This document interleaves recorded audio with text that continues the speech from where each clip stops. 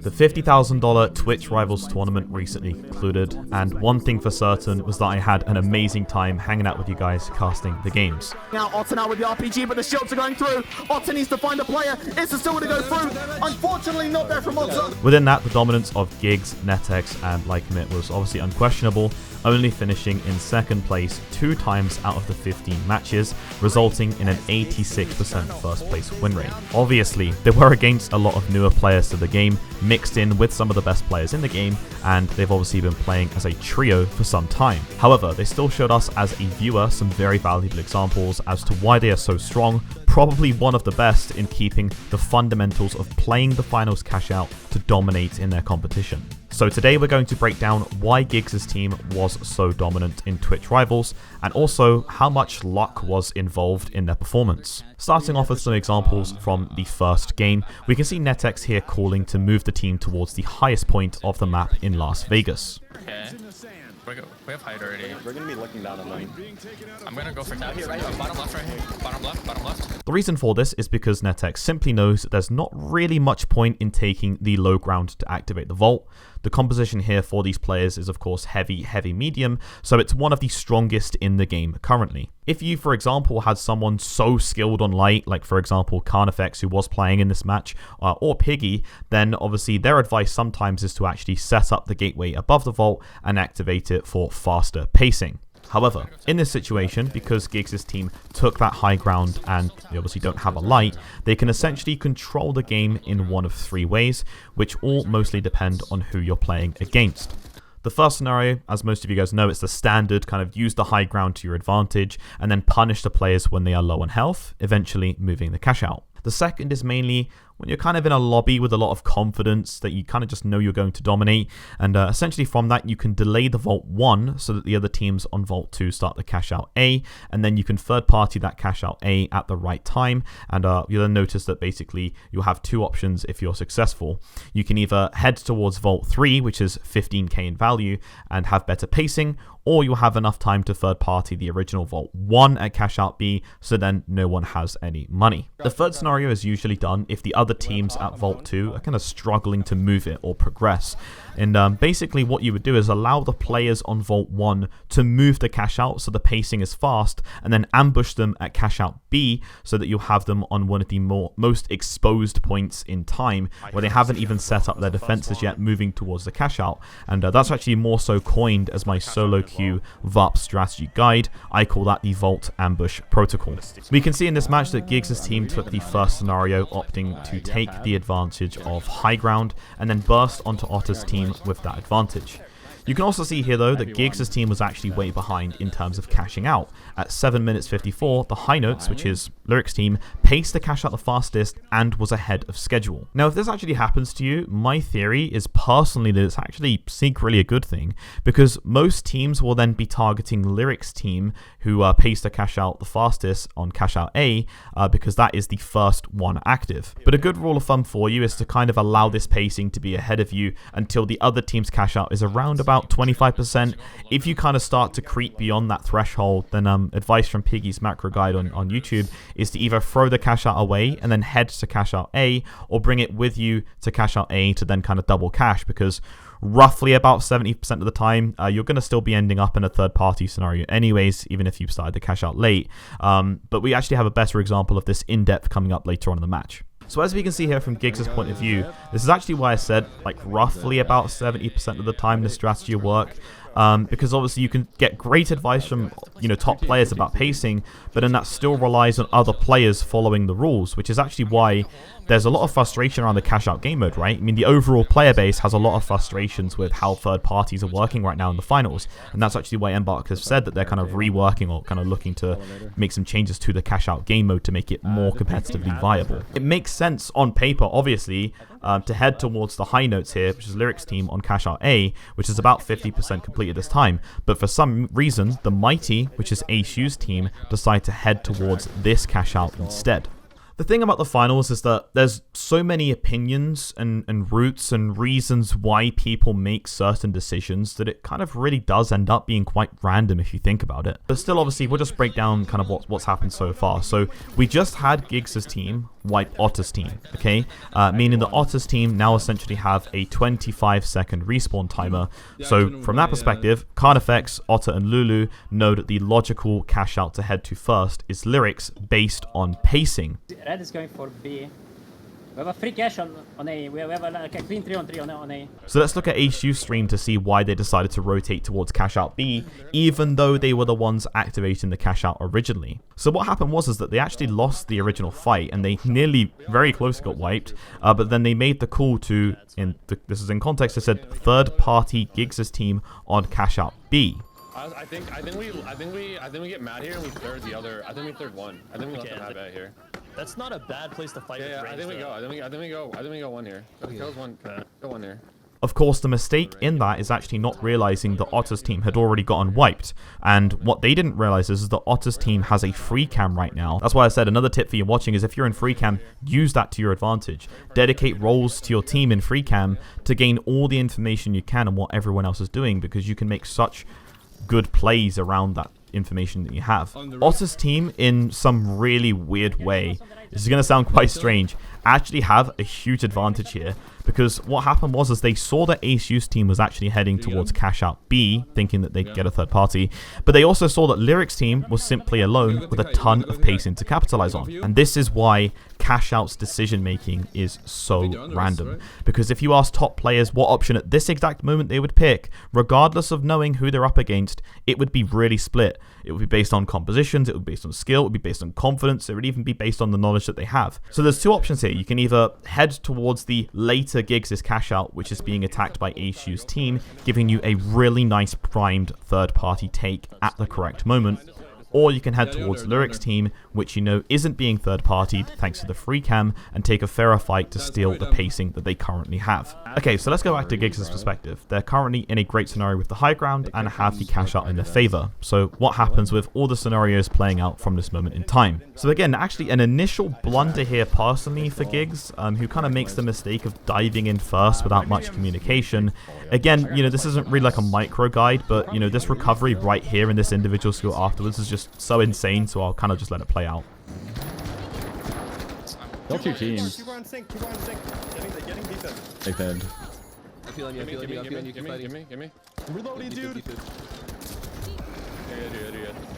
Hold shield. That is not ideal.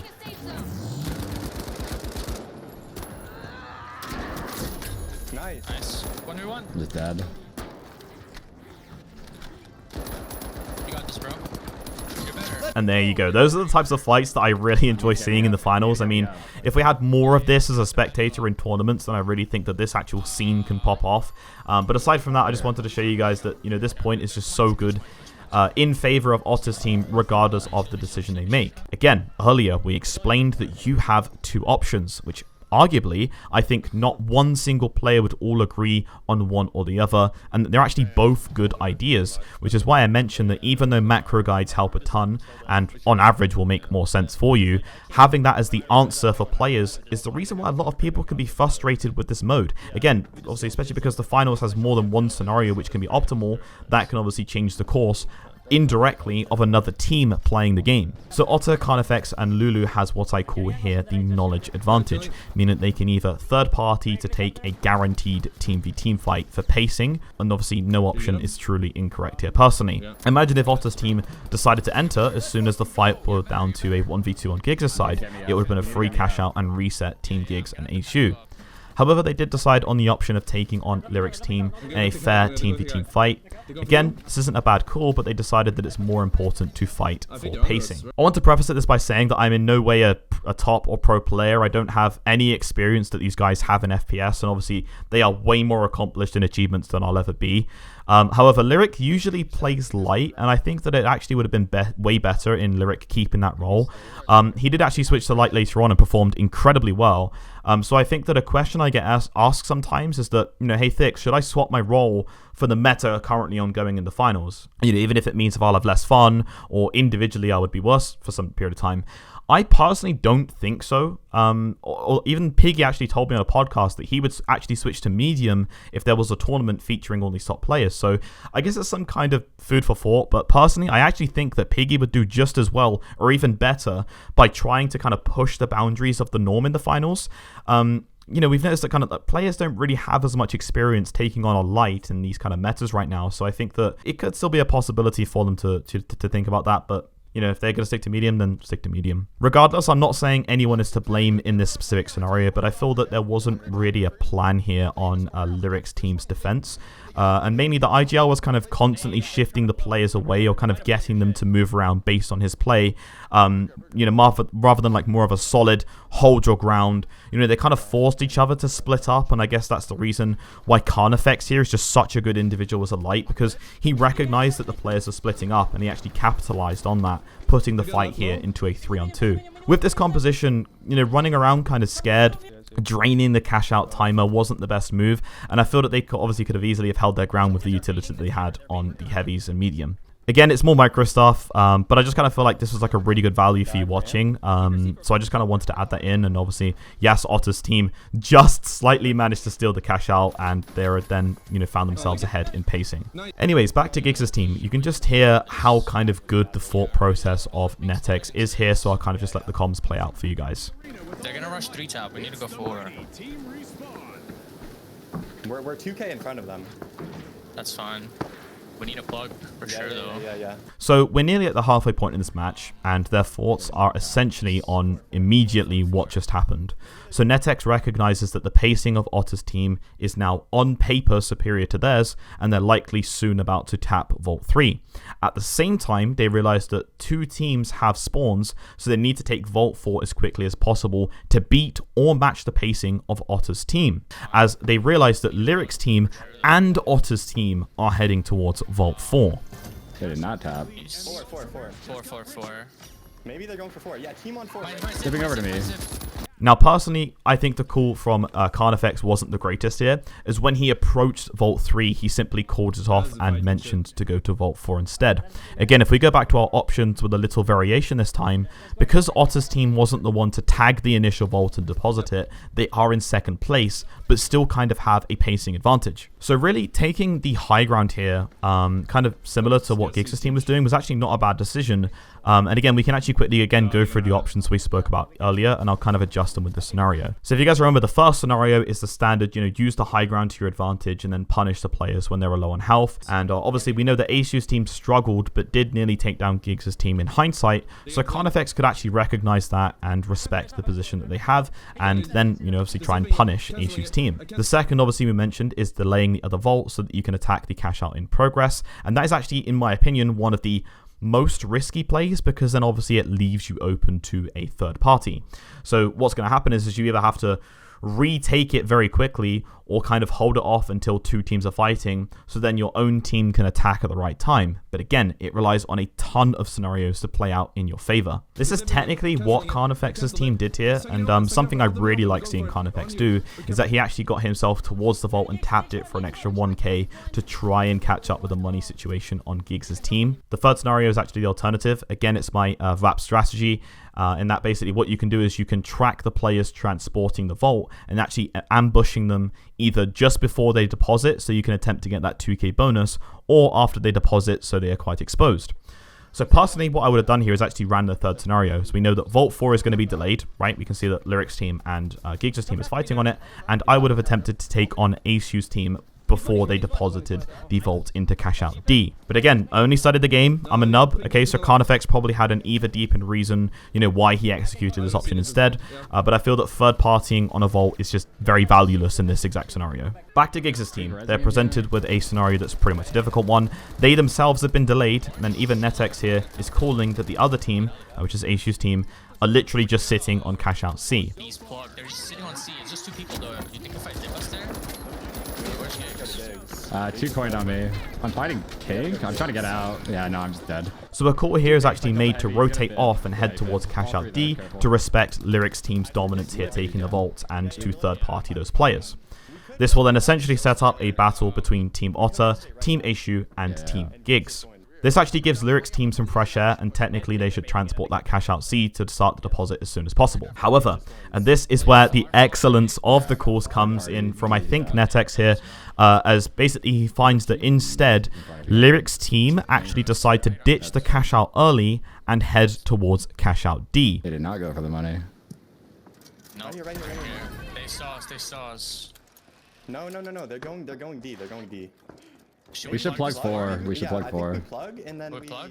We just hold it, and then if we have a chance to third party, we do that. So remember our rule in that if it's less than 25% deposited on the other side, then you'll in 95% of scenarios take the vault to the other cash out and deposit. But this is where that 5% comes in. And one of the reasons why Gigz' team was so good here in making this call with both the fundamentals of the finals and the strength of the knowledge that they had. Looking at the money, we can see that Gigz' team is in first place with $15,600, and depositing the cash out at C will give them an extra $2,000, which will put them at $17,600.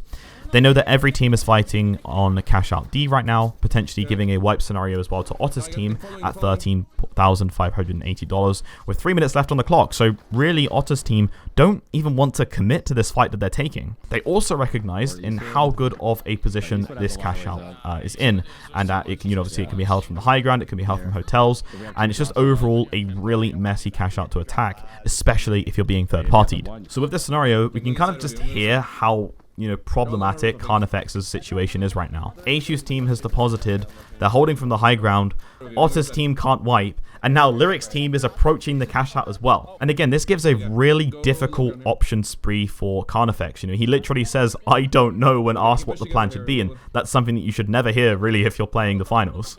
Okay, what do you want to do? You can maybe... I'm not sure. That's not because of the IGL's capability, it's more so the difficult position that THiiXY have put themselves in because of the choices that they've made. Again, disclaimer, this event obviously has imbalanced teams, okay, so I'm not dogging on any player individually, it's just a cool match which I thought would be fun to break down for knowledge, okay? And this is HU's point of view right now. So again, THiiXY has a difficult decision to make, and this is kind of like a hidden, kind of like 4D chess game that Gigz' team is really playing, because in this scenario, Otter, THiiXY, and Lulu have 3 options. They can either leave the fight early after a few players got eliminated and head towards Gigz' team to attack. They can either regroup, hide, and then wait for THiiXY's team to fight HU's team to try and gamble a last second steal, or they can try and wipe HU's team after they took the money from the cash out to force them to play into extra time. The first scenario is difficult because Gigz' team has a really nice cash out position. The second scenario is just an outright gamble because you have to obviously not get wiped at the same time as trying to steal in a third party. And then the third scenario puts you in a position where you're still not guaranteed to win, and it essentially forces you into extra time against Gigz' team, which basically have every ability to stop you from getting second if they're so far ahead. And what happened here is Otter's team kind of did a hybrid between option 3 trying to wipe HU's team and option 1 eventually attacking Gigz' team. Now I will say something I've noticed is, maybe this was just the first match, but Gigz' team was actually very weak in actually holding the objective. Right here you can see they spent about 5 to 6 seconds of a steal actually getting into position to drop the catch out, which really is a blunder and technically should have costed them the game. This play from THiiXY was mainly the reason why who asked Lulu to place down the APS and used the glitch grenade to disable the C4 exploding, so again really showing the individual excellence of this player to set up that scenario. Otter could have also used the dome shield against the RPG too, but either way they take a really easy steal. This is why actually Bailey's puts the C4 on the side of the cash out and then punches it into the floor so that other players can't just easily shoot it out. And again, this is why VOD reviewing is really important, because these are just some of the things that I pick up on as potential points to expose to counter their opponent. Then simply the response of the aggression from Gigz' team to win out the fight is just so dominant. Again, I kind of feel that, it could have gone a way different direction, and honestly, actually, to be fair, Gigz' team got pretty damn lucky here. So I guess this is just some example of proof of how much weight playing the cash outs really did in the favor of Gigz' team. I feel like it's about at least 80% of their entire game. Again, when we take a look back on the match, and they nearly lost the first cash out to HU steal and the second cash out to a miscalculation of plays. But because of the knowledge these players have and the know-how to react to the game, depending on what other players are doing, they can give themselves a lot of odds in their favor, even if it came down to some degrees of fortune. Again, Otter's team decided to head to THiiXY team instead, and then obviously them having such a quick response on the cash out being stolen that they didn't get third partied by THiiXY team. We go C, we go C. We should spawn 5. I mean, yeah, There's C C4 is on C, horrible they're gonna for blow us, it down. I'm gonna be honest with you. I That mean, point is impossible. If you're wondering about the ending scenario, THiiXY team had the pace to deposit into the vault into the last cash out, and they held off against the last teams in overtime to finish second, but Gigz' team of course snagged that first spot. Anyways, I had a ton of fun making this video, so if you want me to break down more footage and plays from Twitch rivals, please like the video and let me know in the comments what you want me to focus on next. Thanks so much as always for watching. My name's THiiXY, and I'll see you on the podium.